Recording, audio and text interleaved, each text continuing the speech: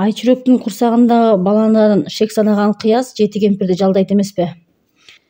Ал устараларды жети кемпирге берип жатып мындай дейт: уу төгүлгөн устара, бул устара мизине ажыдардын уусунан, чыгытпес уунун буусунан мизине мыктап салдырдым дейт. Ал эми булардын сөзүн, жети кемпир менен кыяздын сүйлөшүп аткан сөзүн уккандай, көргөнүн көргөндөй, болгонун төкпөй чачпай Кара Чач Айчүрөккө айтып келет. Кара Чач бул кыяздын дене күнү болгон. Ал эмне себептен Айчүрөккө жардамдашып атат? Анткени Айчүрөк кыязга келгени Кара Чачтын арыган жаңы оңолуп, арык апасы жоголуп, Айчүрөк менен бечара Кудай деген кеп кылып, өлө турган шерт кылып, кең таласка кетүүгө, бир мураска жетүүгө убаданы бек кылат.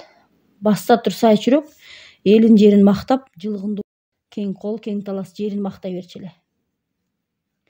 Кайрылып бир жакшы күн келсе, сени таласка кошо ала кетем деген убадасы бар эле. Ошон үчүн Кара Чач Айчүрөктү өзүнүн эжесиндей көрүп, ага ишенип,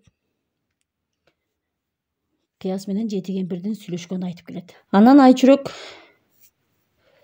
баягы жети кемпир келген кезде, жети кемпирге: кана чарчап келген энеке байлар, бул кымыздан ууртап, кымыздан иче калгыла деп кымыздан куюп берип сунат. Ошол кезде кымызга ууну кошуп берип койгон болот. Демек, жети кемпир жети жерге тоголонгондон кийин алардын көздөрүн байлап, жети устараны уурдап алып, түбү жок кара кудукка устараны салганда, дейт, уунун күчү мынчалык, суу түбүндөгү кара таш как жарылып кетти эле деп айтылат. Демек, ошол устаранын салгандагы таш жарылып аткандан кийин, демек, ошол баланын киндигин кескенде мерт эле кетмек экен. Айчүрөк ошол кымызга колдонгон ууну кайдан алды эле дейт да. Айчүрөк кымызга колдонгон ууну кайненеси Каныкей берген. Ал боюнча эпоста мындай айтылат: бери ненем Каныкей, бейлебей койсоң жаманат. Кас санашкан душманга кысталыш жерде кулунум, бергин деген аманат. Адам сойчу шум эле, чык этпес деген уу эле. Жытына барган өлүүчү, кара санап келген жан өз жазасын көрүүчү дейт. Демек, Айчүрөк дагы кымызга кошкон уунун аталышы чык этпес деген уу болуп атат. Анан Айчүрөк сулап жаткан жети кемпирди